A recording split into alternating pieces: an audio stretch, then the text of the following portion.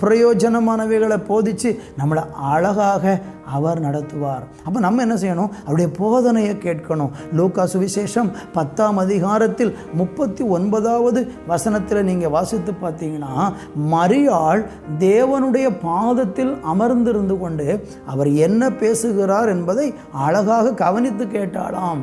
நமக்கு ஆண்டவர் போதிக்கிறத கேட்கிற ஒரு மனது உண்டாகணும். கடைசியில் 42வது வசனத்தில் நீங்கள் லூக்காவில் படிச்சிங்கன்னா, அங்கே ஆண்டவர் சொல்கிறாரு, மரியாள் தன்னை விட்டு எடுபடாத நல்ல பங்கை தெரிந்து கொண்டாள், பிரயோஜனமானது ஒன்றே என்று ஆண்டவர் சொல்லுகிறதை பார்க்கிறோம்.